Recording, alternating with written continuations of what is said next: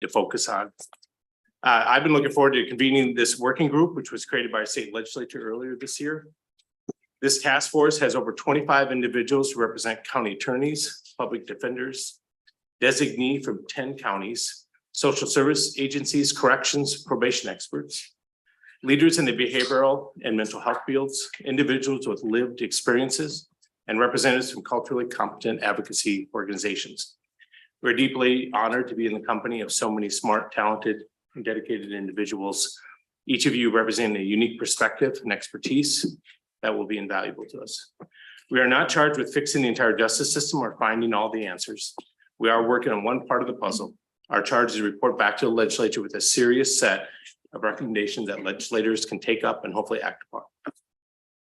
Thank you there, Mr. Chair. My name is Al Godfrey. I am the Director of Field Services for the Minnesota Department of Corrections. And I'm really excited about just having this group convene. I started my career back in Hennepin County back in 1984 and spent about over 20 years working with kids and families involved in the justice system. So really passionate about this work. We have a very daunting task that's in front of us. But I am inspired looking around the room of all of the representatives as part of this committee, as well as I know the amount of expertise by other agencies and providers across the state that are able to provide significant amount of guidance as we put forth recommendations that I truly believe are going to have a longstanding impact on the juveniles and families that we serve that are part of the justice system.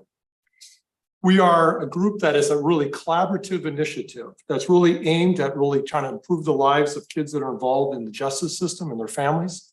And to do this work through the next series of meetings, we are going to take a look at how our current system is operating, how it operates, where's the kind of the strengths as well as some of the gaps. And from there, then think about new tools and new strategies, ways that we think about how we're going to help kids and families that are involved in the justice system. Really to hopefully at the end result, changing their lives and a path in much more of a positive direction. When we look at kind of our goal, it's really when you think about juvenile justice, and it's been there for quite a while, really it's about trying to have kids keep out of the juvenile justice system, and if they're in the juvenile justice system, that they're not returning. The end result is this is really good public policy practice, but also that it's an improved public safety. This is good for citizens and the families and everyone that are going to be served by the justice system if we're able to put together these strong recommendations. With that said, we have a short timeline, folks, to get this done. We have about 5 months to complete this work.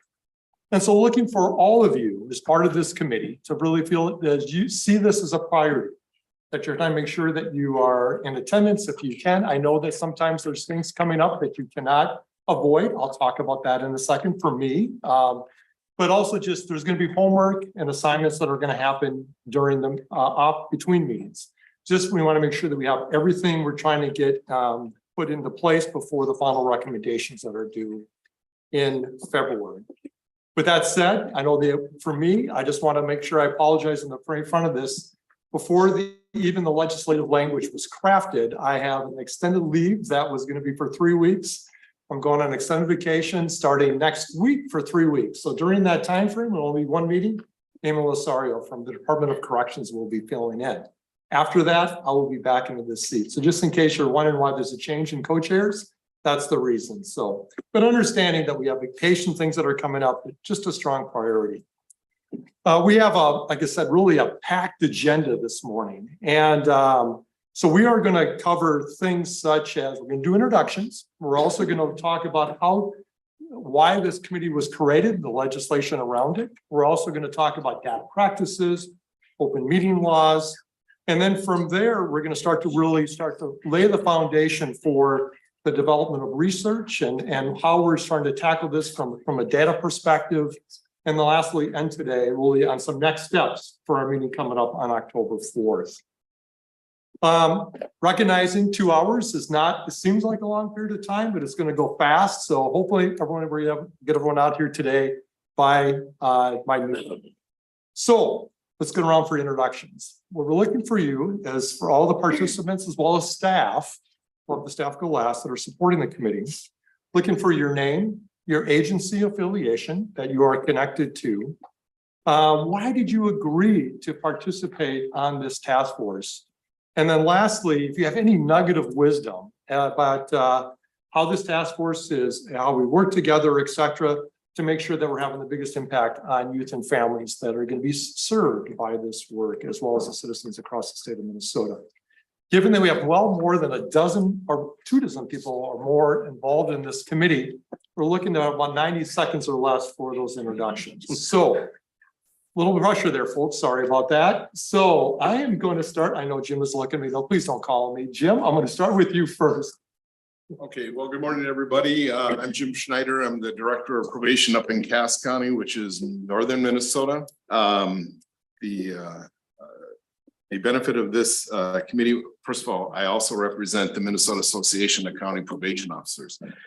So the significance why I agreed to do this, we need to have a unified voice when it comes to kids and how we have better outcomes for kids.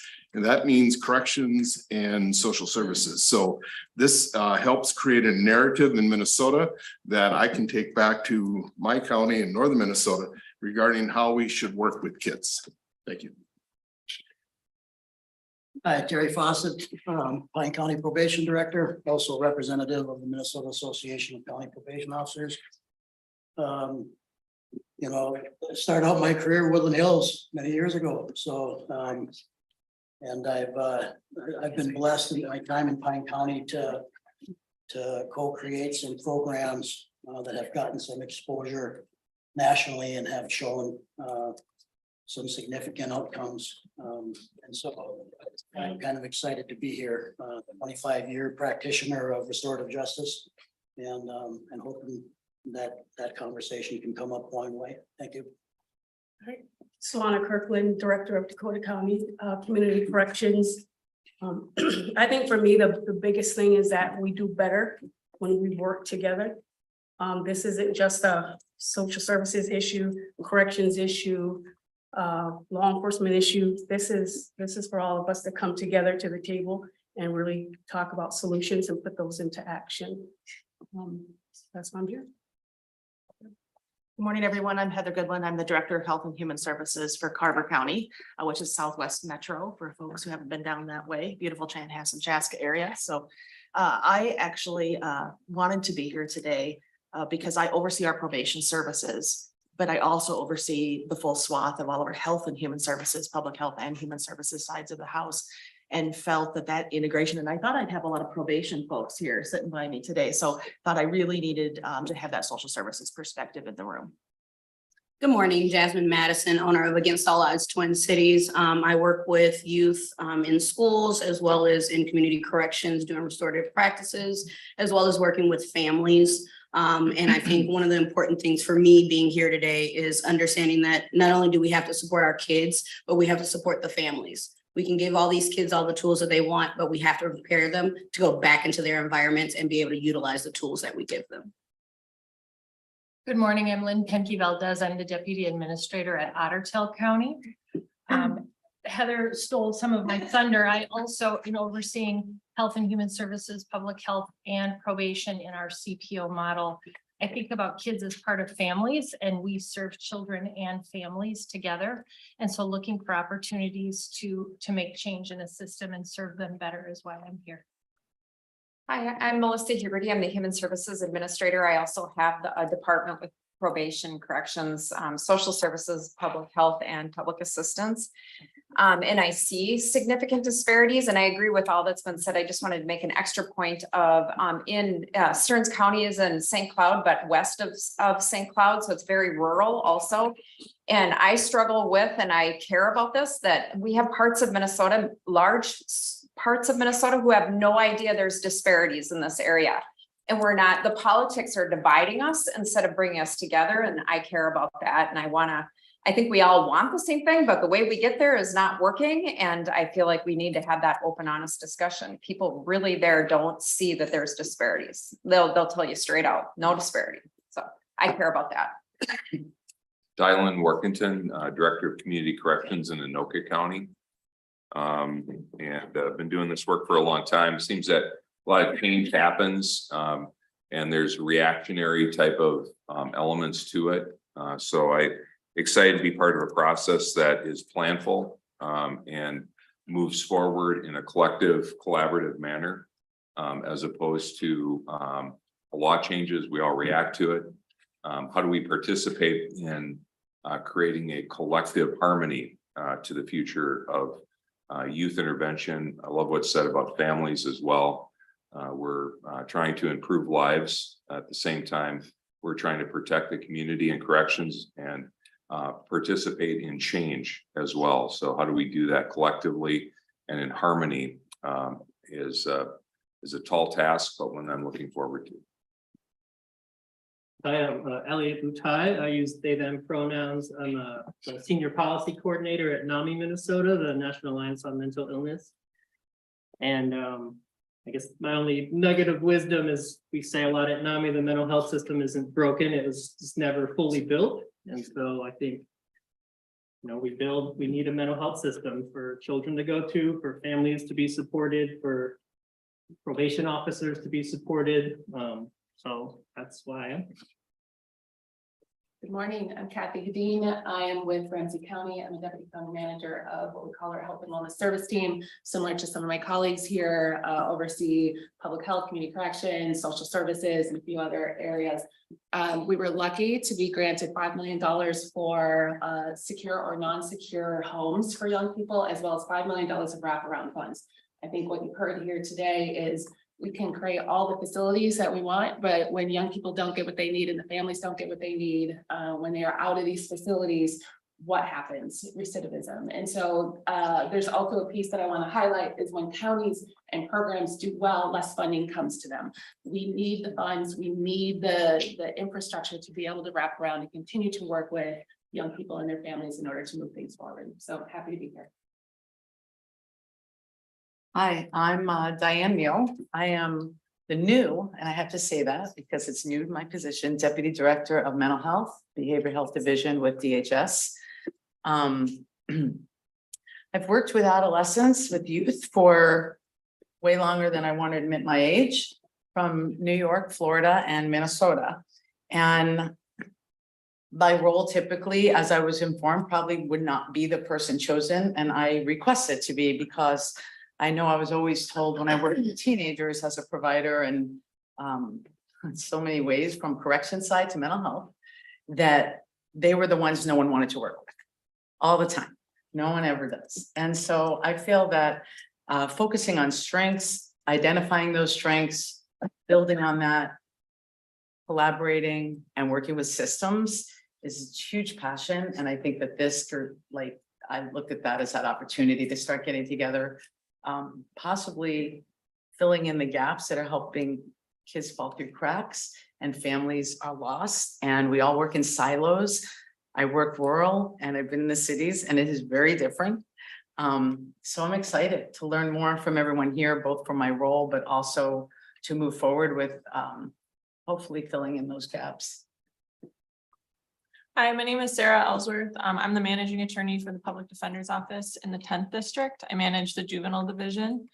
So I oversee all of the attorneys that represent kids in delinquency and CHIPS court. I think what I'm most looking forward to, and I'll echo, I think what a few people have said, is supporting families. What I see too often is my clients do excellent in whatever placement they're in, and they get home and literally nothing has changed in their home environment. The families haven't really been involved in whatever programming the kids have received, or their involvement has been pretty limited. And so when nothing has changed, and you know, you have a 15-year-old who's pretty limited about what they're able to change about their home environment, we do see recidivism or slide back into old patterns and old behaviors. So I'm excited about offering, working to offer solutions in the community, hopefully that will support families so kids can improve. Hi, my name is Ashley Solsbury Beckman, and I am from the Department of Human Services in the Child Safety and Permanency Division. My area of expertise is child foster care policy. My background is in licensing in human services programs, both child foster care and home and community-based services, and I have a long history of working with children with complex needs and disabilities. I'm currently in a cross-divisional work group that is like Diane, working on breaking down silos within Department of Human Services. And that's one of the reasons why I'm here, is to bring some of that expertise that I have in my role, and also help to build bridges or even break down the silos if we can. Hi, everyone. I'm Terry Thomas. I'm the Director of Washington County Community Corrections.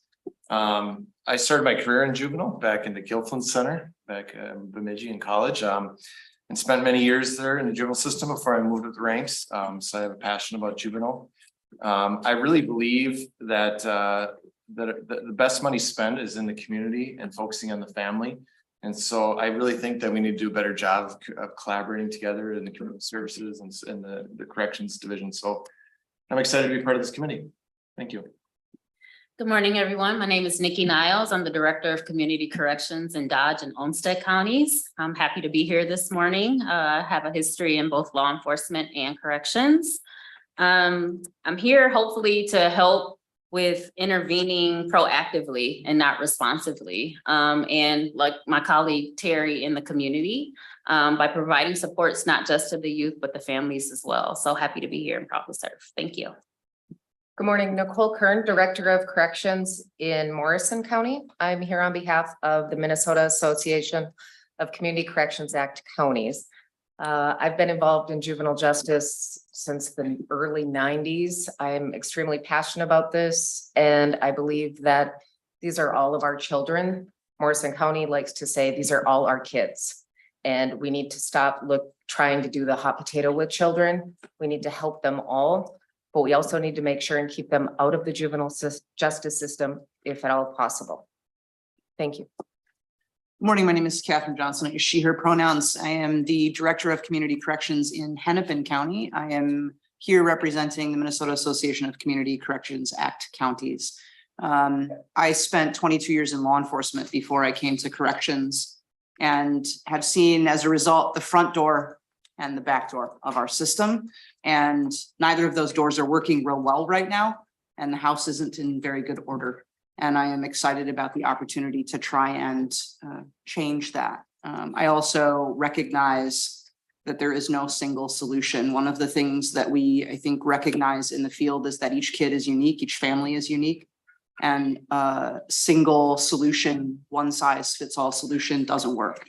And so I'm looking forward to seeing the ways in which we create a multitude of recommendations that address individual needs of individual kids and families in individual communities, because those needs are different in different places as well.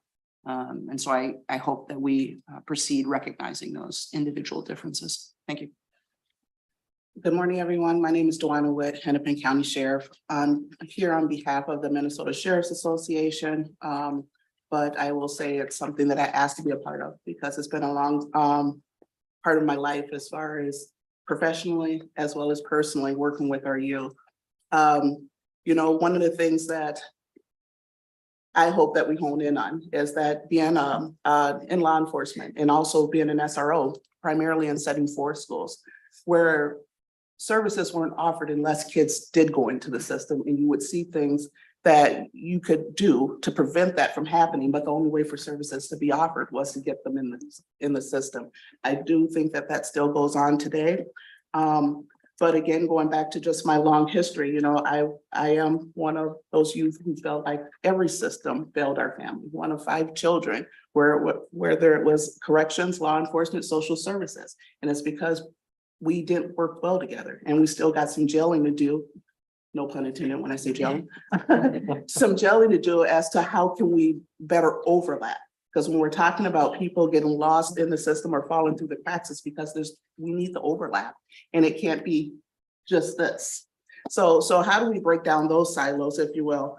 But again, happy to be here, happy to be a part of this. I do know that I come with various lenses. You know, I'm not what people would typically think as a person in this field. It was something that I used to call an accident, which I learned to be my purpose. You know, how can I be who we needed to see?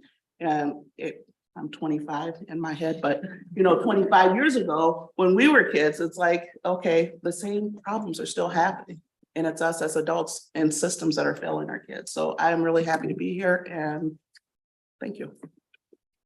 We're also going to do a little bit of an introduction for the staff at the table. So, Mary Ellen, you want to go ahead next? Hi, I'm Mary Ellen Hing. I'm the Director of Justice Initiatives and Program Performance in Hennepin County. I'm new to my role, been here 5 months. I spent 25 years in the Minneapolis City Attorney's Office as a prosecutor and then the criminal deputy. So the work in juvenile is very, very new to me. So I'm really excited to be here just to support my roles, to support the group in the work in any way that I can. And I'm also just really interested in learning from all of you, the experts in the room. Yep. Hi, I'm Evelyn Weiner. Most of you have gotten emails from me probably. I am supporting this task force from the Legislative Coordinating Commission side. So you'll be hearing from me a lot about like the logistics and administration of this task force. I'm very excited to be here. My background is in social work and public policy. So very much an intersection of where this lies. Good morning. So I know that there's also persons that are attending this meeting or hearing this meeting virtually, and I just want to apologize. The mics are not working, I think, the best, and so there might be a little bit of sound difficulties that we're trying to still resolve at this time. You know, I'm really We can still have them present. It'll just be very quiet. just quiet, okay.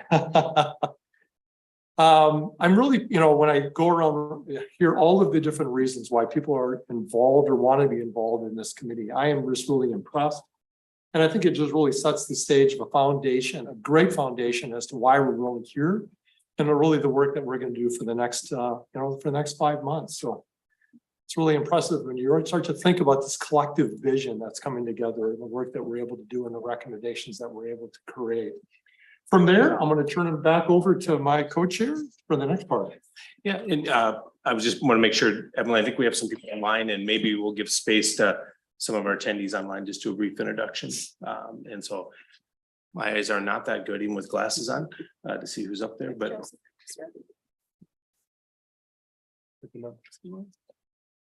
We invite participants to popcorn. Yep. We'll start with Joseph, if we'll pick one.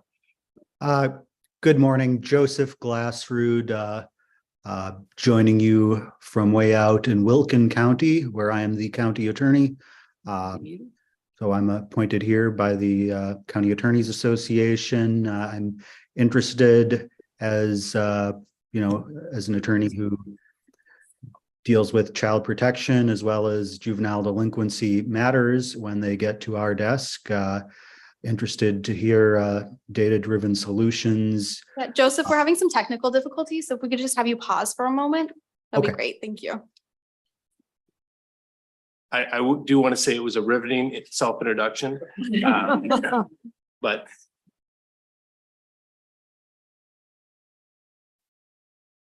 we have staff right now for the people watching. We're trying to see if they can get the sound working.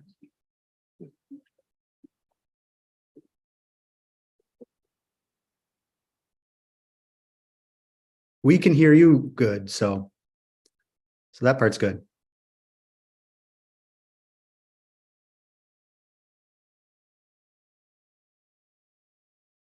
We'll give it just a minute, see if we get things going.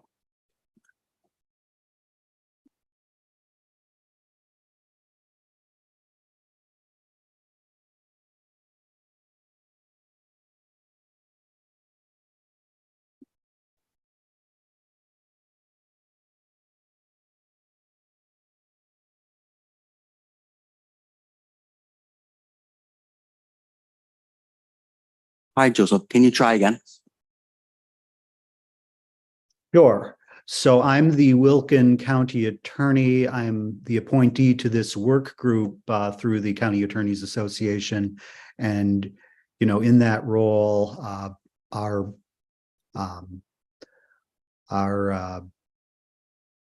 role as a stakeholder is, when juvenile matters come to our desk, either through juvenile delinquency or child protection, I'm eager to just do a deep dive on the data and see what we can figure out, particularly as it relates to early intervention with youth, and that hopefully, ideally, doesn't necessarily involve a court case. That's what's best when we can see that, and saves the county attorneys a little work Joseph, I want to apologize. We're still having issues. They're trying to diligently work through those. For the people who are joining us online who have not done introductions, I just want to recognize that you're here. And you're a valued member of it. What we'll do is while they're working on the technical issues is maybe we could proceed in the agenda.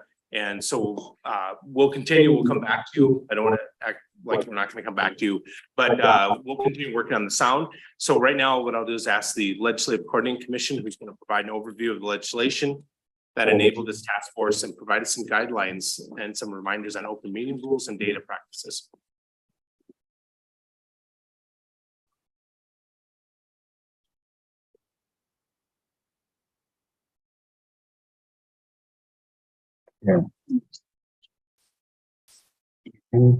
Here, I'll just make a quick announcement. Just look at the persons in the audience or virtual, the YouTube link is working. So persons want to click on the YouTube link, that'll be. Yeah.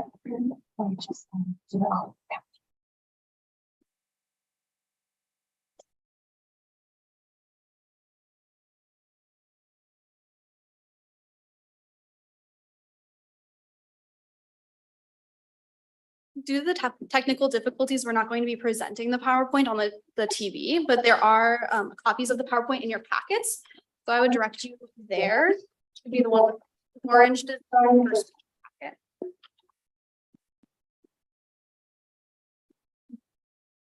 This presentation is just a brief introduction to the enabling legislation and what everything looks like going forward, all of the rules and regulations around that. So we'll start with the general duty of the task force is to develop recommendations on the design of a regional system of care for youth interventions, sustainable financing models, and alternatives to criminal penalties. The working group must evaluate coordinated approaches to youth with high behavioral health needs with the goal of reducing and eliminating touch points with the justice system, as well as identifying community-based services to address youth needs and identifying gaps in services. So it's very broad. It can go a lot of different directions. But there are some specific duties outlined as well, which are to assess the current approach to addressing the therapeutic and rehabilitative needs of youth educated to be either children in need of protection services or delinquent. The working group shall evaluate racial disparities as part of the working group duties under this subdivision. They will provide the number of youth currently in these systems, provide the demographics of all youth, including age, gender, sexual orientation, and race or ethnicity, provide the number of youth currently in out-of-home placement due to their behavioral health needs broken down by therapeutic or rehabilitative needs of youth, proximity to a facility to their home or community. Provide the number of youth currently in an out-of-state residential facility broken down by therapeutic and rehabilitative needs, type of facility or setting, location of facility, and county of residence. They will also provide the number of youth waiting or in need of placement due to no available resource, broken down by therapeutic and rehabilitative needs, type of facility or setting needed, and wait time and wait setting. They will also provide the total bed capacity by treatment facility, broken down by residential treatment centers, which facilities are state operated, which facilities are county operated, and which facilities are owned or operated by a community provider. For children who can access residential treatment, provide the average length of stay, average daily cost per type of placement, and delineate by payer source, return or recidivism rate, therapeutic and rehabilitative needs, discharge setting, including whether it is a home, step-down program, or runaway, and barriers, if any, to discharge. Finally, they will describe community-based programming, various treatment models, how programs operate, and the types of these services currently being provided in the state, including licensure model, and provide data specific to current total capacity and availability, level of care, outcomes, and costs. Provide research models and best practices across North America, including continuum of care, program-specific best metrics, continuous improvement, entities involved in funding and oversight, outcomes, and costs. And finally, describe the role the state of Minnesota should play in ensuring the best practice resources are available to all children across the state. So based on a lot of information that was just given to you, some key research questions were developed, which are to describe community-based programming, various treatment models, how programs operate, and the types of these services currently being provided in the state, including licensure model, and provides data specific to current total capacity and availability, level of care, outcomes, and costs.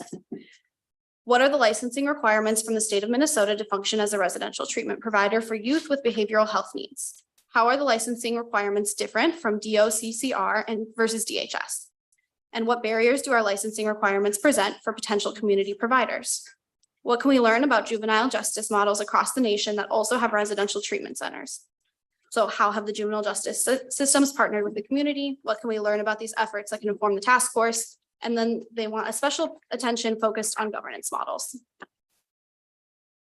So then there's just a bit of administrative information. As you know, the task force will be co-chaired by Alan Godfrey and Jeffrey Lundy with Amy Lauricella to represent Alan Godfrey when absent. Public members may be eligible for compensation. That is something that you should contact Mary Ellen Hang for.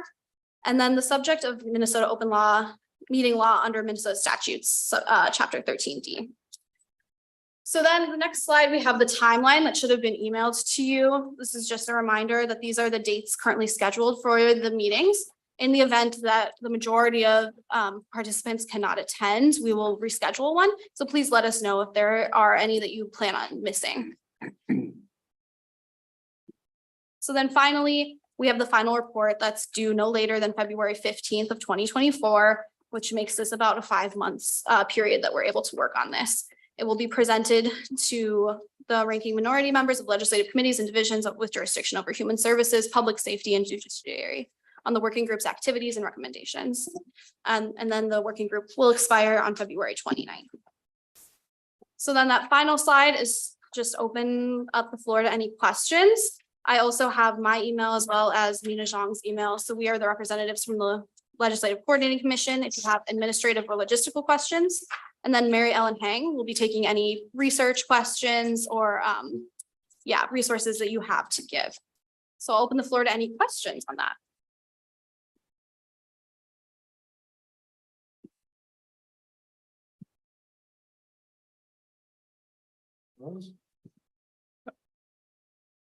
Chair Godfrey, if I could just for a second, so in order to fix the technical issues, we'd have to take a recess for 10 to 15 minutes for the proverbial reboot of the systems. As a former IT director, I know exactly what's going on, and unfortunately, what I suggest, and I just want to be transparent with everybody here, is maybe we'll continue to proceed. And if we have time to do that restart to bring another presentation in, I just looking for any kind of eyeball guidance if everybody's good with just continuing onward. We have the presentations presented. It does, and my apologies to the people online, but they are able to follow along and then they'll be able to hear. I'm just worried with the 10 to 15 minute delay, we'll actually stop things. So I see heads nodding. I think that's good. If we just continue on, we'll do the best we can. And then at the end, we can bring people in, we will. Sounds good. All right, we'll continue forward on to the next part of the agenda, which is really about kind of discussing. You've heard this as we were walking through the legislation and kind of the open meeting laws that there's a lot of data that's really is part of the statute that we're required to go through. So to give us a little more in depth on that, I'm going to turn this over to Mary Ellen Hang from Hennepin County, who is the Director of Justice Initiatives and Program Performance. Really walk through some of the key research questions, as well as kind of some of the data that we got in this task force. After that, we're also going to have Jackie Braun Lewis from Hennepin County also discuss kind of the data that we collected. Mary Ellen? Thank you, Chair Godfrey. So I'm Mary Ellen Hang from Hennepin County. So as we kind of prepared for this work, and Evelyn touched on them, we're just talk about them a little bit more in the next few minutes. We felt there were three kind of overarching questions, areas that we want to look at this for this work to kind of inform our report. And these are kind of guided by the legislation and the direction that we have received as a group from the legislation. So the first area is going to be describing and looking at the community-based programming, the treatment models, how they operate, the types of services that are provided that exist right now within the state, not just within the counties that are represented here, but we want to look statewide at as much as we can. This is going to include the licensing models, and then data regarding total capacity, availability, level of care, outcome, and cost. Looking at what we have currently in our system and the tools that we have is going to be a really good grounding point and starting point for, I think, for this discussion. The second area that we want to focus on is the licensing requirements from the state, both on the DOCCR side, the correction side, and the Health and Human Services side. There are differences between those licensing requirements. And we want to look at what requirements are mandatory and which ones can be discussed and possibly modified if that's something that this group wants to recommend. And then what barriers do those requirements cause in trying to find providers to do this work? And we know those barriers exist. So that's another big area that we're going to be gathering information and looking at. And then the third area is doing basically a scan, the best practices nationwide. What are other jurisdictions doing? What are best practices for this work? How do these models across the country use residential treatment centers and the other facilities? And then how do they partner with the community in this work? So those are kind of the three areas that we wanted to start with. And I guess before we kind of talk about some next steps, I want to open it up for On questions. licensing, are we referencing providers or are we referencing programs or all of the above? I will rely on you all for that expertise. If you know what you think we need to focus on. Yes, please. I think it is all of above. I think it's all the above. Does anyone else have any comments or questions about those areas? Great. So I guess what we're looking for from all of you, because you are the experts, you have the knowledge, you have the information. Certainly send us any additional feedback, thoughts on these questions if you think we're missing anything, if you think they're right on specific areas that we want to focus on. We are relying on your expertise for that information. If you in your work have already accumulated some research on either best practices within the state, nationwide, whatever, please share that with me. We want to get as much research as we can to inform the work of this group. And we know a lot of you have already done this work. And so please share that research with me so that we can share it with the group and build our discussion on that. As we move forward in this task force, there's going to be opportunities, I think, to hear testimonials from individuals, organizations. Again, if you have suggestions on voices that we need to hear from to inform this work, please send me that information, their contact information, and we can decide how we're going to proceed in that. But we certainly know that not everyone is represented here at this table, so we want to make sure that we are hearing those voices either through you or if they're willing to come and provide some testimony to the group. We are also interested if you have in your work collected any feedback from either current, previous, or prospective providers, treatment centers, or other community providers. What is their experience navigating the system, the licensing requirements? What are the barriers maybe that have come up in them choosing not to participate? But if you have any of that, please share that with us so that we can use that information. And then as far as the three questions, we were thinking that we might want to form kind of a smaller group to really vet the models, the ones that are currently in the state and the best practices and what other people are doing. So we're looking for some volunteers to be part of that smaller group discussion. And we're looking for members of this work group to be part of that, but we also are open to suggestions for other people that you think should be part of that discussion in your work that are the experts, the voices that we want to hear from.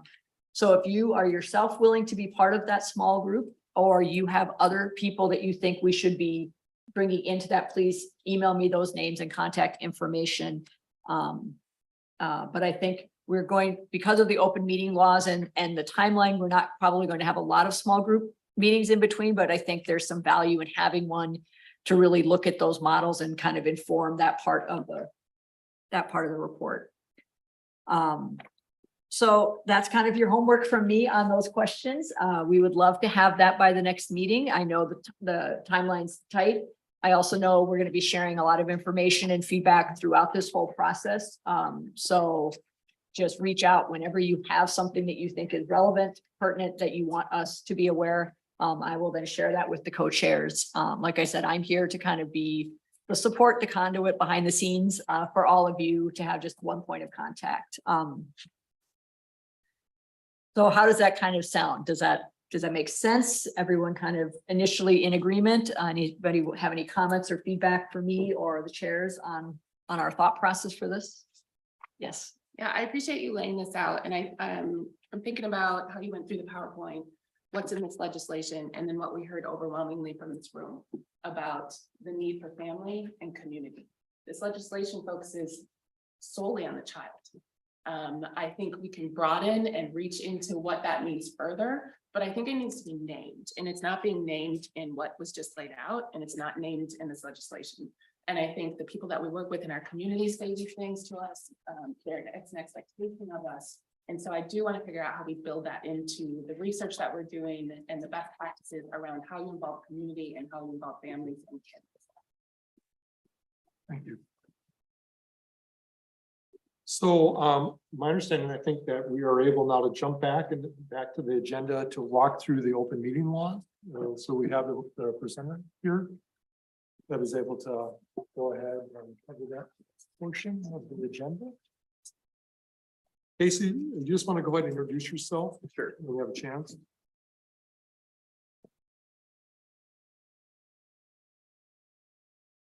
Work around all the words up here. Thank you.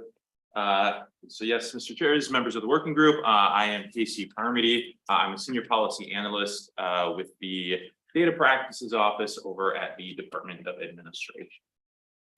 And so I'll just go ahead and walk through a little bit with the open meeting law here. I believe you should have the slides in front of you, and we'll just kind of walk through that and some of the requirements. But thanks for having me this morning.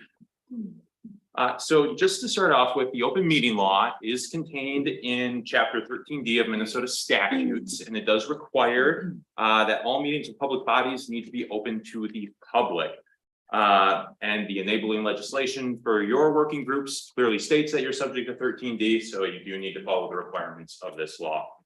If you're familiar with the open meeting law at all, you probably know that it's a fairly short law that focuses a lot on technical requirements. It doesn't really direct you how to conduct your meetings or how to go, vote or have hearings or things like that. It really just says, your meetings need to be open to the public and the public can attend when you're conducting your business.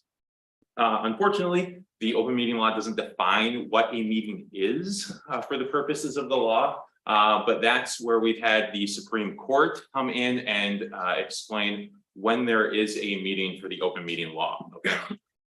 And so gatherings that are subject to the open meeting law, there's going to be a quorum rule, is what the Supreme Court laid out in Moberg versus Independent School Districts. And there's two parts to this rule. The first part is that there's a quorum of the full public body or a quorum of any of your committees, subcommittees, any of those groups.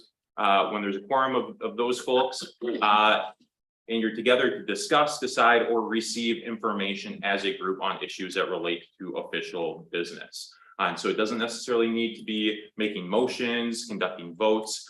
Anytime that you're together as a quorum, or a quorum of your members are together, you're discussing, deciding, or receiving information as a group, that is a meeting that's subject to the requirements of the open meeting law. So just be aware of that. There are some gatherings that are not subject to the law, and these are going to be gatherings of less than a quorum of your members. And so if there are just a couple of you that are speaking with a stakeholder or some other constituent groups, that's not going to be a meeting for that's subject to the requirements of the open meeting law. Chance or social gatherings are also not subject to the open meeting law. If you happen to be at an event where there is a quorum, this is a pretty large body, but if you do happen to be at somewhere where you just happen to all be there, I'd encourage you to avoid discussing business or any other types of things that you would normally have to be conducting during one of these open meetings. Additionally, training or team building events are not subject to the open meeting law, with a big caveat that those team building events or those trainings can't focus on the business of your body. So if you are having a training event, make sure that you're steering clear of the topics that you need to be conducting during an open meeting. Importantly, what we often like to tell folks is that public perception is kind of the big thing. And so even if you may not be violating the law and there's just a few of you gathering together to discuss something, but you have a stakeholder that sees that, there may be questions of, well, are you violating the open meeting law? And then concerns get raised. Managing that public perception aspect is oftentimes more difficult than dealing with an actual violation of the law. So really keep that in mind too, that even though you might be able to do something under the open meeting law and it's not a violation, there may be concerns from the public that you are potentially violating the law, losing public trust, and just kind of creating some sand in the gears for the work that you're trying to do. There are different types of meetings that you can hold under the open meeting law. And the first type is a regular meeting. And that's just your regularly scheduled, you kind of set your watch to those types of meetings. Providing notice of those meetings, you just need to have that on the schedule of meetings on file at the primary office or on the website. So long as you have those set, you don't have to do any additional notice to the public to let them know that these meetings are occurring. Certainly, it may be helpful if you send out emails. I imagine that staff here are sending out notices when meetings are coming up, but that's not required under the open meeting law. But those are regular meetings. Special meetings, these are going to be any extra meetings that are not on your regular schedule of meetings. There are some additional requirements when it comes to posting special meetings. There does need to be a 3-day advance posting on the website, which includes the day, time, and the place of the meeting, as well as the meeting purpose. And so the description of why you're meeting does need to be provided as part of that notice. Importantly, if you do have a special meeting, you are limited to discussing only the topics or acting on the topics that are noticed in that purpose of the special meeting. So if you say you're going to discuss a particular topic at that special meeting, you can't then open it up to any other topic you feel like discussing. That could be a potential violation of the open meeting law. Lastly, there are emergency meetings. I'd be pretty surprised if you had an emergency meeting in this situation, but just in case, this is going to be a meeting that an issue comes up that you can't wait the 3 days for that special meeting notice posting. Emergency isn't defined in the law, and so we just kind of default to the typical consideration of what an emergency might be: a natural disaster, something that you couldn't foresee happening, those types of things. But again, we would say you can't wait 3 days to address the issue. It's that pressing. In those situations, you do need to make a good faith effort to notify the media that an emergency meeting is going to be taking place. Some considerations, especially for this group, if you're not familiar with the open meeting law or you haven't served on public bodies in the past, there are things that oftentimes trip up public bodies, and that might be the use of email. You're absolutely permitted to use email. The open meeting law doesn't prohibit you from exchanging emails. But the key thing to keep in mind is that you should really avoid discussing business, conducting votes, or doing any sort of type of work through email. That's going to be, having a meeting probably outside of public view. The public can't see those email exchanges. They won't be able to understand what type of public business that you're conducting. So I'd really encourage all of you to avoid emailing each other to discuss business or kind of, working together as a group. We do have some advisory opinions in the past where, it was, I think, an executive director of a group that was just asking for some feedback, or maybe it was a board chair of a group that was asking for some feedback on a press release, whether folks thought it was sufficient to respond to a particular instance. The Commissioner of Administration found that that was a violation of the open meeting law. Just folks sending their thoughts to the chair of that group that was conducting business outside of public view. And so, that use of email was a violation of the open meeting law. So again, keep in mind, especially for committee staff, I've already seen them doing this, but, sending out emails, BCC, don't hit reply all if you do happen to see other people's emails on that, just some basic things to avoid an accidental violation of the open meeting law. Additionally, serial meetings can occasionally be an issue for public bodies. These are going to be meetings of less than a quorum that are used to fashion agreement on some sort of issue outside of public view. That can be a violation of the open meeting law. And so if 2 or 3 of you get together to say, hey, let's have smaller meetings to avoid the open meeting law to develop a particular position, that could potentially be a violation also. There is some case law about serial meetings in the past where the Court of Appeals said there needs to be the intent to, violate the open meeting law. So oftentimes it's difficult to prove a serial meeting violation, but that's not just kind of me saying, hey, try serial meetings and see what happens. No, they really avoid that, to keep that in mind that that is another way that could be a potential violation of the open meeting law that folks don't think about too often. When it comes to closing meetings, just note that meetings can be closed only if you're required to do so or you're permitted to do so by law. There are plenty of times where you may be discussing sensitive information, but that doesn't necessarily justify closing a meeting. Really, you do need to rely on one of the reasons described in 13D.05 for closing a meeting. There's a variety of different types. Probably not a lot of those situations are going to apply here, but if you do think you need to close a meeting or you're discussing something sensitive, certainly look at 13D.05 to see if you have authority to close a meeting under that area or under that section. Some notes here, all closed meetings do need to be recorded. There isn't an exception for meetings that are closed due to attorney-client privilege. Those don't need to be recorded. But if you do happen to have a closed meeting, just know that it does need to be recorded and retained for a certain period of time, typically 3 years. But it may vary depending on the content of the discussion. Also, there's no general personnel exception to the open meeting law. We've been seeing this pop up a little bit here in the past few years where a public body will say, hey, we need to discuss a personnel data issue or an issue with one of our employees. We're going to close the meeting for that purpose. There is no reason to close a meeting just for general personnel issues. There's a couple of different personnel reasons, but usually it's if there's a complaint against someone who's subject to your authority or you're reviewing the performance of someone who's subject to your authority. So typically, probably, again, not oftentimes going to be happening in this context. If you do close a meeting, there does need to be a statement on the record before that meeting is closed. And one of the chairs would need to explain the legal authority to close the meeting. And then also specifically describe what would be discussed. So you cite that specific statutory section and give a description so the public understands what you'll be talking about during that closed meeting.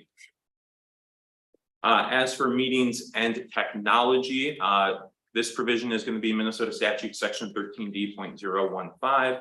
You are currently meeting under 13D.015 because you do have members who are attending via some live stream or remotely. So there are just some additional considerations and things to keep in mind there. When I was looking at your website earlier, it looked like you had hit all of the major points and all of the aspects. And so 13D.015 is being followed. But just remember, all members need to be able to hear one another and all testimony. The public also needs to be able to hear all discussion, votes, and testimony. At least one member of your public body needs to be physically present in the regular meeting room. And then all votes, if you are taking any, do need to be conducted by roll call. There are some additional requirements, such as the public being able to monitor the meeting remotely, if practicable. Notice that members are attending remotely and a 10-day advanced web hosting that you are going to have members meeting via technology. The penalties and remedies, just a note that 13D.06 contains the penalties for open meeting law violations. And really the only way to enforce the open meeting law is through filing a complaint in district court where the public body is located. So it's pretty high bar for folks to, file a complaint, in district court. That takes a lot of work. And so I think part of this is just remembering your duties to follow the open meeting law and that there is obligation that you are adhering to these requirements. If you fail to adhere to the open meeting law, if there's an intentional violation, could be a $300 fine, and that's personal liability. So a government entity cannot pay that for you. You would have to pay that yourself. 3 separate violations that are adjudicated separately could result in forfeiture of your office or removal from the body. And then there could be reasonable costs, attorney fees, and different things like that. Again, importantly, there is no reversal of public body actions if you do take an action in violation of the open meeting law, such as in a secret meeting. So again, I think the assumption there is that you all should, be following your obligations to adhere to the open meeting law requirements, just because there are relatively low penalties and kind of a high bar to file a complaint when it comes to these types of issues.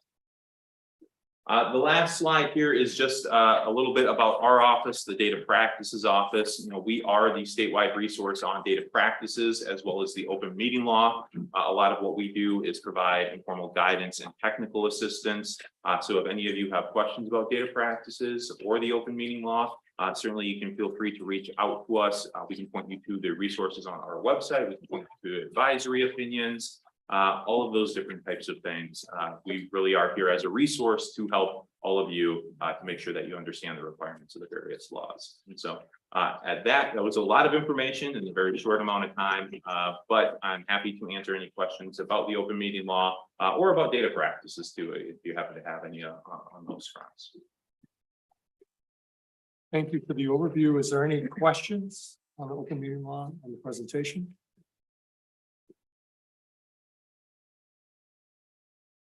Hearing none, I think we'll move on to the next part of the agenda.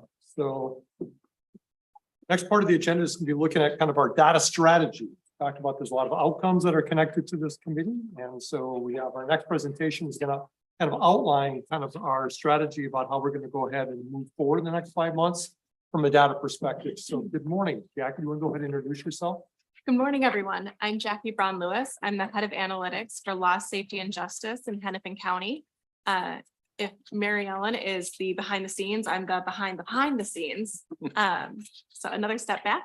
I'm going to go over this little ink heavy PowerPoint. Our data strategy is pretty straightforward. So we picked around a few different ideas of how we could gather data for something that's kind of statewide and has different entities that hold the data. And so we chose to, as much as possible, rely on our state partners to provide data for us. So we are looking at cases with an out-of-home placement between January 1st, 2019 to mid-2023. This will give us a pre-COVID look. I know we're kind of exiting our COVID stage. There's also been policy changes, so it'll be a little bit in flux with the COVID years in there, but hopefully this will help us come up with a good average. We're looking for all youth with out-of-home placements resulting from a CHIPS case, so a child in need of protection or services, or a delinquency case. Placements can include foster homes, treatment centers, or detention centers. And then there's a few other smaller types of removals, but we're going to be focusing in mostly on those treatment and detention centers. Our demographic data, we're going to collect as much as we are able to, but there is pretty limited data on some of these youth. We'll generally have gender data. Race is a little bit more iffy and ethnicity isn't always collected. And then of course, trying to put it together in something that makes sense when it's not collected consistently. So we're going to do our best. I will say we don't have sexual orientation. I don't know of anyone who's collecting that information currently. It's generally not going to be stored if say maybe a therapist or probation officer does know that information, they're not recording it. So that's a piece that we won't be able to do. And our outcomes measured, we're going to see if we can get anything else, but we'll for sure be able to look at readmission and recidivism. Other pieces that we might be able to get from providers are kind of a general idea of whether children reduced risks. But there isn't a consistent risk assessment tool that's used at entry and exit, so there won't be any hard data on those other outcomes. Our last slide are our sources. We've already put in a request to Minnesota's state court for MNCIS data on CHIPS and delinquency cases. They are handled differently. And so the data sources within MNCIS are separate. So what we can get for CHIPS cases, we might not be able to get the same for delinquency cases. So we're kind of piecing this together. Our social service information system, SSIS, we have a request into state DHS as well for what they can get on those CHIPS cases. And there might be some overlap between the CHIPS and delinquency cases, and they might have some residential treatment information on delinquency cases. And so again, we're just kind of gathering as much as we're able to. We're continuing to have conversations to figure out how we can identify which youth fit in kind of which bucket. And then our statewide supervision system, S cubed, has data on detention. So this is only delinquency cases and only detention.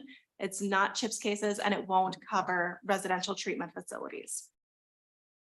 To fill in those gaps, we also have surveys.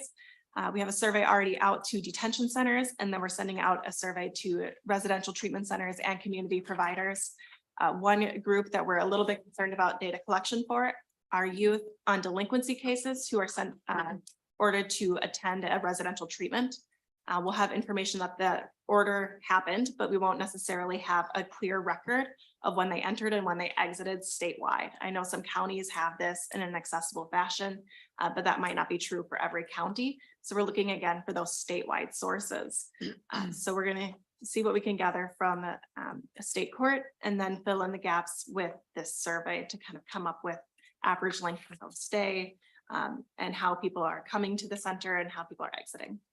And then finally, we're filling in with licensing data. This will give us capacity information and what kind of services they're providing, whether it's a treatment center or detention center. Any questions on our data strategy? Mr. Chair, Gary, just when we're talking about children in need of protection or services and tracking that data, are we also talking about children's mental health services where volunteer placements are utilized through that avenue? Do you want me to answer that? We should be. No, I was going to say we should be. I think, you know, kids may come through the doors, multiple different doors. So I think definitely as part of our data look, we can definitely see what data we're able to get in those different areas and really the needs of the kids that are involved in both of those systems, as well as how many community-based options are available as well. So I think we'll definitely try to see what data is available in that area as well that we can get our hands on. Yeah, just from my perspective is that really captures the out of home placements of children in the state of Minnesota. So local practice in our county is to try to work with families, even when children require placement. And so their avenue is more to go that route as compared to a CHIPS route. That makes sense. Mr. Chair. I think one of the things for me, when we look at data, and I think we can all sort of agree based on what I've heard around this table and in my experience in Hennepin, is that our data isn't always accurate. Like, just to be blunt, right? We don't have the data. We probably need to answer some of these questions. And I would imagine that one of the recommendations that's going to come out of the group is to fix that issue, because if we don't understand the context of the problem and we don't understand the full picture, we can't actually resolve things. I think a couple of things from what I heard from Jackie and has to do with the specific demographic information that we're being asked to collect as part of this working group isn't necessarily the demographic information that we are collecting at places like the Hennepin Juvenile Detention Center, in our probation systems, in court, sometimes for very good reason. I think about the idea of collecting sexual orientation data, particularly in our current political environment, and it makes me queasy, particularly as a queer woman. I think about the ways in which we are setting young people up, particularly as we talk about youth and families, to frankly be terrified of going back to that family environment if that's not a supportive family environment. I also want to talk about, as we think about collecting data on gender, we do that in the binary. We don't do that in the terms of gender identity, because when we think about sex assigned at birth, that is not always consistent with gender identity, and we don't do a good enough job of recognizing that throughout our systems. I also don't want to track that for a kid who's 12, who is transgender and whose parents don't know that, right? Like, there are real concerns about the health and well-being of those young people in those situations. So I think we have to wrestle with how we do that effectively. The other thing that I will say is from a criminal legal system perspective, law enforcement, corrections, courts, we collect data on failure. We collect data on recidivism, and we collect data on readmissions. We don't collect data on success. And when you look at evidence-based practices in corrections, it is clear celebrating successes is the thing that gets more success. Punishing or accountability for failures, while important, is not actually the thing that ultimately changes behavior. And so I would encourage us as a group to think about the ways we might set parameters future forward, right, for how we collect outcome data that isn't simply focused on those failures, system failures, failures of that are recidivism, that are readmission, because I don't think that gives us the full spectrum of what we would need to talk about. I think including well-being measures, we talk about kids and families. Are we surveying those families? What are the positive results families have seen from certain circumstances? Do we do that?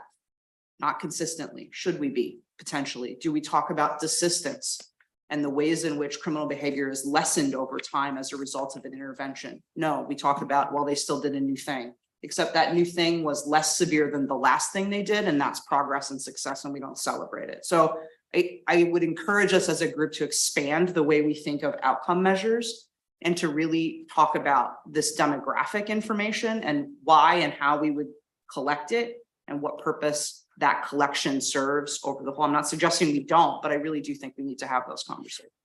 Thank you. I just have a comment that you also made me think about. I don't know if we're intersecting at all with the media stories that are being written by Brandon Stahl that are coming up in this fall that will be most likely annihilating the child protection system while we're doing this work. And they're gathering data on all the failures. So for those of you who aren't involved in child protection, there's a big data pull happening right now in many counties looking for the failures so they can write articles in a series of articles to attack the system and say the whole thing is terrible. It's going to take a terrible toll on all counties and certainly in the child protection area. And having said that, there's things we need to improve. We're talking about that today, but I just wondered if everybody knows that's happening at the same time as this. Was not aware.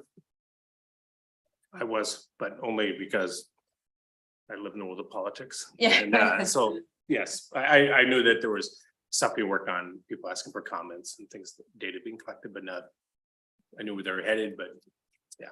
Yeah, they may be doing the same exact data polls, so these entities are probably feeling the pain too from data, but anyway, I think we need to pay attention to that, and I agree completely with all that you said, CJ. I want to also say that probably earlier last year, community corrections, we had the same sort of data request, right? And there was all these stories floating out about Hennepin, about Dakota, about Ramsey, about, where are our kids? So, and going from the worst extreme examples as to how we're failing them, right? And so I think we should be cognizant of that as well, as that there are these media stories floating out there about the data that's being collected, but they're being very narrow-minded and not really looking at the success stories, really looking through our data, trying to find the worst of the worst examples. So I think we should be cognizant of that as well from a corrections standpoint. Jasmine. I just wanted to piggyback off of what CJ said about the importance of how they're looking at the data and how they're collecting it.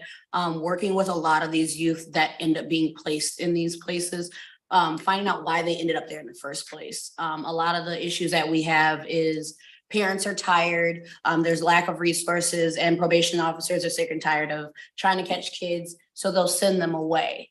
Not necessarily because what that facility offers services that will actually help this child, but because the solution that they've come up with is removing the child from the environment they're currently in is the only option that we have. So I think that it's worth looking into what are we sending these kids in there for, to be able to find out if the resources and stuff that they're learning is going to be productive to slow down the recidivism, looking at if they are reoffending, what is the degree of the reoffense? And knowing that these are still children. So expecting them to go into these facilities and come back model citizens is not always gonna be that because just their brain development isn't there. So understanding that they might mess up, but does that mean that the program was a complete failure? Not necessarily, because they might go into a situation and say, I remember this lady in this session taught me this, and now I'm gonna utilize that. But we don't look at that. We look at, well, they still skipped school or whatever else. So I think that's just something to. If I could say though about the recidivism, there's a problem, and that's that everybody has a different definition of what recidivism is. And we need to be talking about the same language that. And then there's also what I call the quiet population of people. Kids don't ask for help. They just don't say, I need help. And, you know, we keep acting as if there is an obvious problem. Those are the severe ones that the media is talking about, where it's just so obvious. But then when we look at this, when we look at sending kids back into the home, and again, I'm not shy from bringing personal experiences into this, where I could tell you, you know, living that life in that kind of a homestead, where you expect the adults to be the ones to come in and protect you, but send you right back in there because it's always somebody else trying to tell you, this is what you need to fix your family life, you know? I was talking to someone yesterday about genograms. Prior to law enforcement, I worked for Reuben Lynn Family Services. Kids or families that were in the child protection system and often in the legal system too.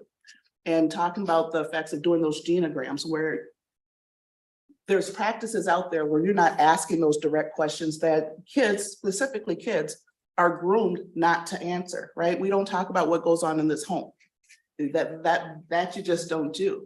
So when we're going again and talking about what stories are out there, we as professionals, guess what? We do that too. We don't talk about the success stories. We don't define what the success stories are, and we have to own that as from our various disciplines. You know, my husband would be mad, but I'm gonna put him out there. He was in county homeschool, and he will tell you to this very day, if he was not put there, he would not have went to school. You know, but was that a success story? We are groomed to look at only the negative things about the business that we do. And we have to do better about pushing the narrative out there and not letting, say, the media or just society in general fill in those blanks. If we leave them blank, somebody will fill them in for us. Last one. Thank you. One item with data as well is if we are comparing national data to our data, we need to be mindful that facilities have different classifications across the nation. Minnesota has non-secure detention, shelter care. A lot of states don't have that. So when we're weeding through that data, we have to be mindful of that, as well as adding in group homes potentially to that. And then classifying delinquency. We know what a delinquency is, but does a CHIPS case involve a ward case, or does it involve this or that? We're going to have to be very careful with all of our definitions so that it's very transparent and everyone's on the same page. I appreciate it. I know that, one last one. Yeah, I'm kind of piggybacking on a few things, but I think that when we're talking about appropriate placements, when there's only certain availability, we're also looking at level of care. So when you're looking at this data, I'm kind of wondering, do we add, what was the level of care? Because that's always been done until recently, but what was the level of care? And did the placement match that level of care?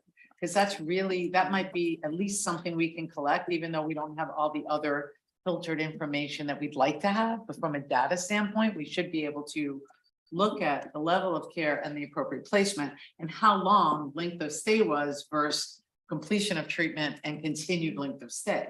So people, they're completing treatment and ready for a step down process, and there's this gap, right? Like there's no place. Like, what does that even look like?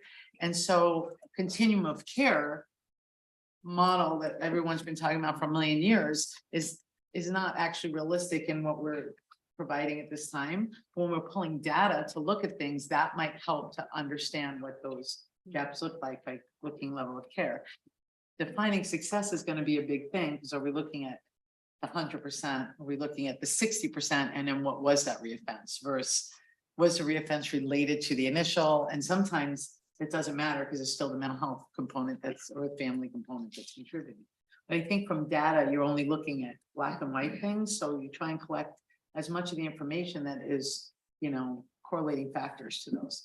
So I would say level of care should be introduced to this discussion when we're pulling data, if anybody has that, like what was the level of care and what was the level of care of the placement? Thank you. I know that we are, just echo that we are trying as part of this task force, there's some data that's readily available and other data that is not. So we're trying to do our best. So part of it, of our work over the next 5 months is further identifying some of those things that may be part of the recommendations of this group.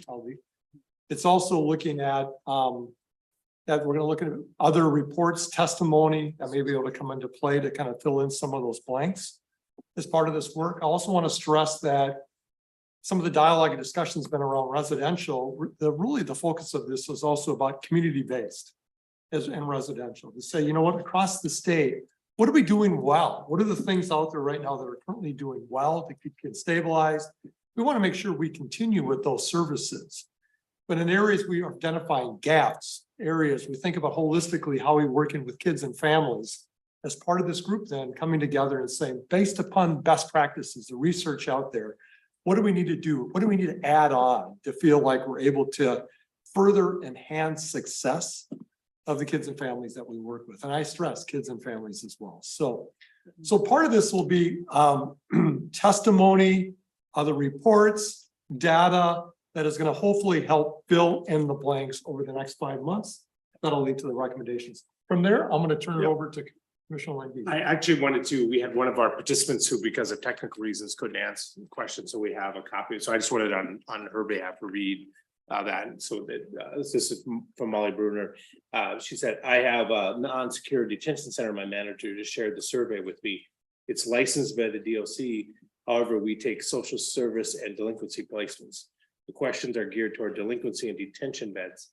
However, many of the gaps we see are also on the social services side, and how some of these kids within our placements will cross over because they are compensating in our facilities. Some of the key data sources going to attempt to capture some of this data. And does this make sense? And I'll just apologize for Molly for my horrible reading of your question, but we can definitely follow up that, Jackie. Hopefully you caught some of that. Yeah, and I can maybe respond to that. That there's 2 surveys that are going out. One is more specifically about detention for delinquency. We have a separate survey that may call under that because we recognize that sometimes facilities have more than one type of programming that will come into play that'll more capture some of those more residential questions that are more pertaining to therapeutic. So there's going to be distinction amongst the surveys. Hopefully we'll have everything covered. Jack, if you want. I think we're still working through the pieces of, you know, we, in the original language, it was CHIPS and delinquency. It didn't cover that group that was just referenced of, you know, youth who would need mental health services, who aren't ordered by the court to have a placement. So I think that's maybe what she's referencing. And so we're going to be going back and working through how to capture some information on that group as well. Without that court order, we're not quite sure how to fit that group in and track them in the same fashion. And we don't have data sharing agreements in place with the treatment facilities, so we can't match those youth back to like a delinquency case or anything like that. So we might be asking our residential treatment providers to give us some kind of anecdotal information on what they're seeing and what their what services are kind of split between delinquency, CHIPS, and youth who are there voluntarily. And that might be the group where there's a lot of successes. So we're gonna cut that whole swap out. Mr. Chairs and Jackie, I think, you know, when Families First, 3 or 4 years ago implemented that, there did become court oversight for those volunteer placements that may be an avenue to gain authority to take a look at this. And I know that SSIS, and I know my colleague Heather knows that system, but that information is reported in SSIS. Another caveat to our data collection. So we have a pretty robust data sharing agreement with state court. And so we'll be able to get raw data from them. We don't have that same agreement with DHS, and DHS doesn't have an agreement with court. So the information we get back from DHS will be summary data, but we'll work with them to kind of come up with the best way we can get summary data back from them. We won't be able to match it with court data and they won't be able to match it with court data.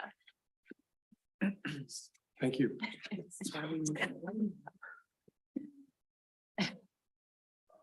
Oh, question. Thank you. I guess similar to all these discussions about what we're not collecting, I think, a lot of our work at NAMI and working with providers and hearing from families that are going through this. I don't know, there may not be a way to capture, but I think we should all consider, also the steps that people take. And they are like failures of the system for many reasons, but how many steps did they take before they got to that point? Right? How many times did their insurance not pay for the right level of treatment? Was there school-linked mental health in the schools where the kids go? Did the parents try to access respite care and they weren't able to? And again, we have 5 months, but I think those are super important considerations. And like you said, it's a mixture of hard data and testimony and but yeah, I think those are really important things. Thank you.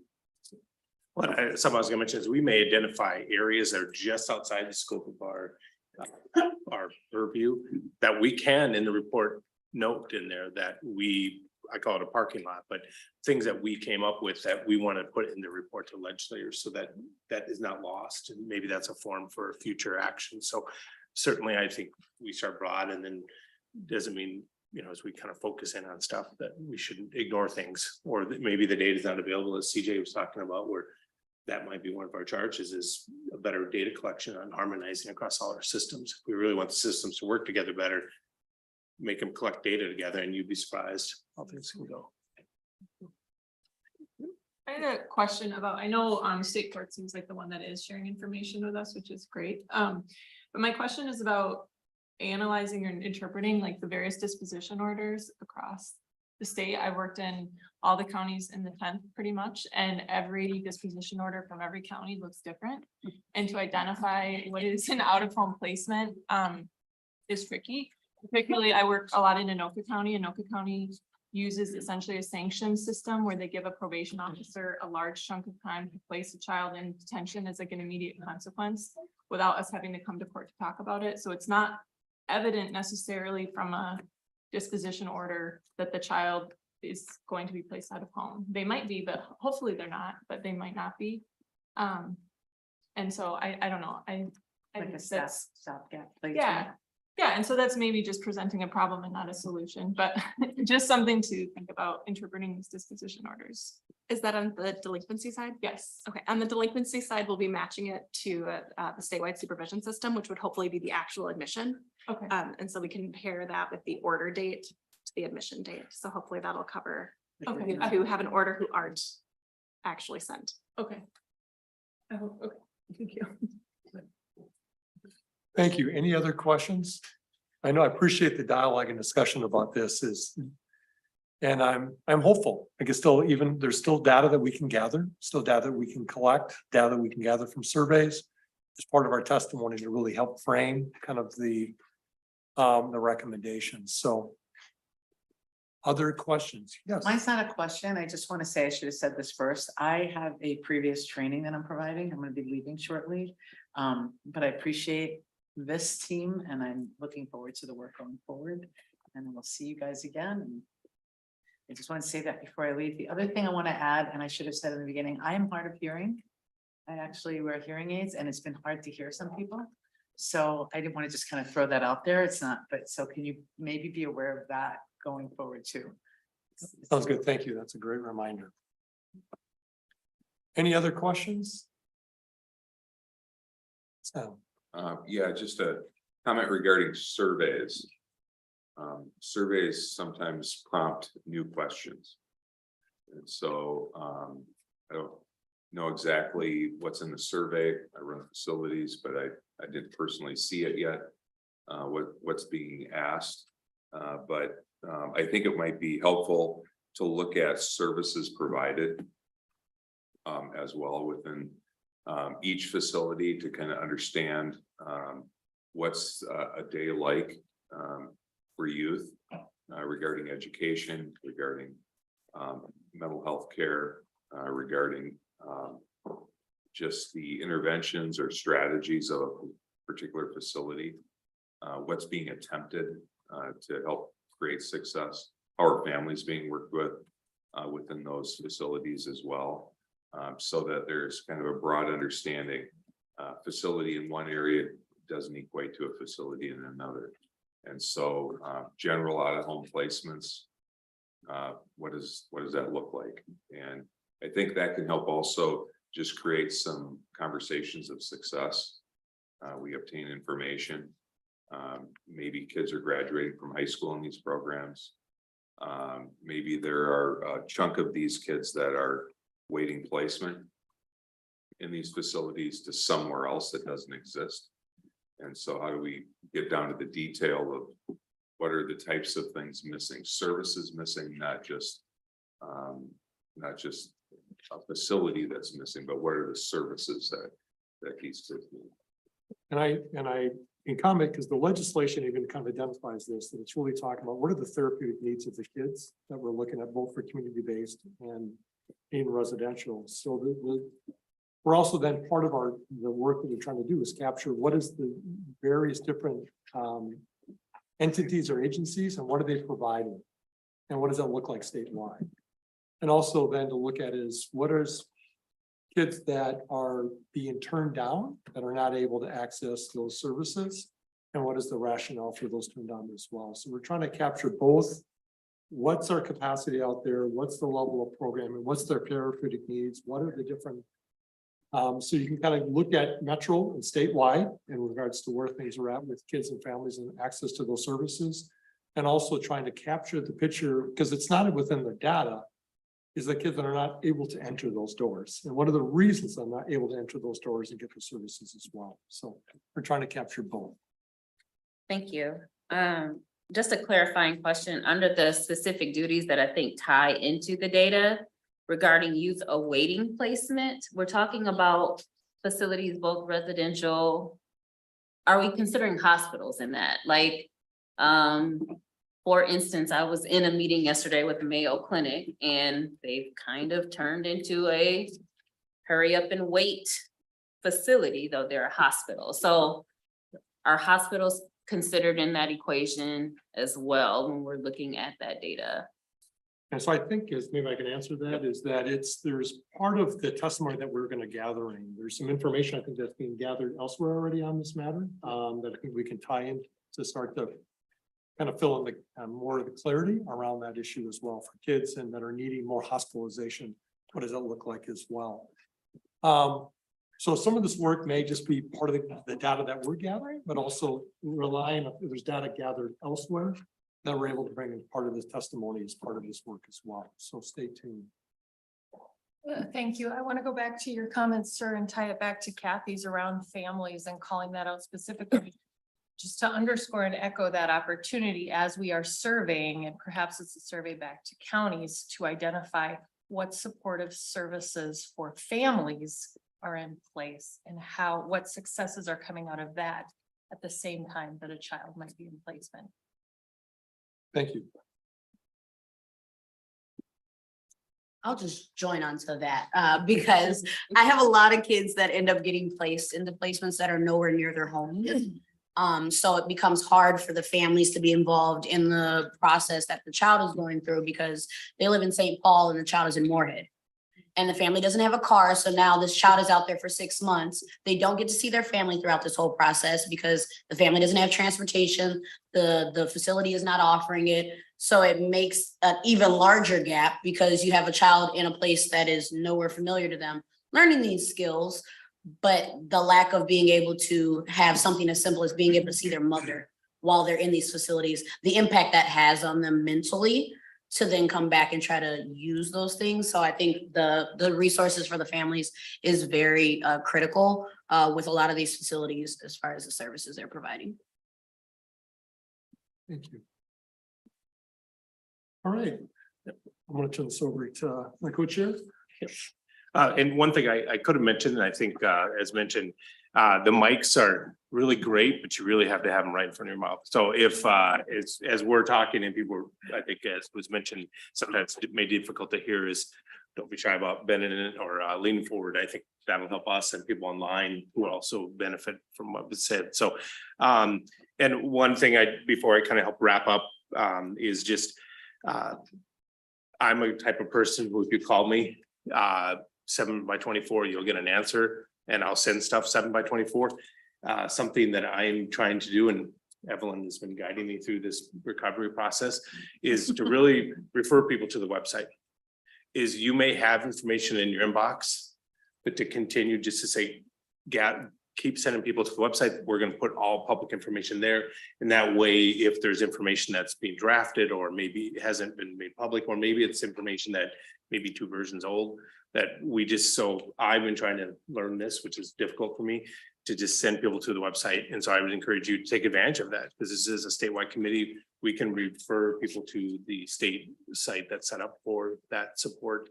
That'll help with people, whether it's elected like me or other people in the community want to know, how do I follow along?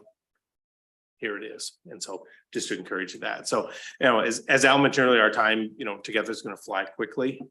We have a lot to get done over the next few months. To the best position is for this work to be done thoughtfully, thoroughly.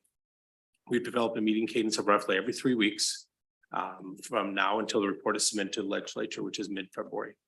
We might not need all those meetings, and we thought it was best to secure those times. We also know people have lives and things that do that. And so we know that we just ask for your best effort, knowing that there's a lot of time and all that information will be out there. And certainly there's time for you to do what we call homework. Our friends at the Legislative Coordinating Commission have graciously agreed to coordinate some of the behind the scene logistics. Currently, we are envisioning a hybrid meeting format to accommodate folks whose participation might be hindered by traveling long distances. So if you are on vacation in Italy, you can certainly, I think the internet works there. I'm not seeing why there's a problem with your participation, but anyway. I'm sure your DOC priorities out. Yes. I'm sure your wife will be, it's understanding as mine would be. So we're envisioning the hybrid meetings. It's really to accommodate everybody. And you know, everybody has meetings all dates and times, but you should have the invites, and those will come from Evelyn and team, and all the connections for remote connectivity. And if you don't, you know, make sure you connect with Evelyn today if you have not had a chance to meet. Looking ahead, a few of the things for your radar. First, our next meeting, we hope to cover the following agenda items. The State Department of Human Services is finalizing a report on children's residential care settings. It will be public soon, and we'll be sending a copy of the report to you all when it is final. Please read it. Homework assignment. Second, this work will involve collecting a lot of data and information. Our data folks might reach out to you with data requests for your agency. Please prioritize these requests and keep our tight timeline in mind. I would also encourage you that if you have questions on data, suggestions, concerns, please reach out to Jackie directly, and that'll help shortcut some of this process. And then lastly, we understand there's significant public and media interest surrounding juvenile justice issues, and hopefully the work of this task force as well. If we receive media inquiries, feel free to refer them to myself or Al.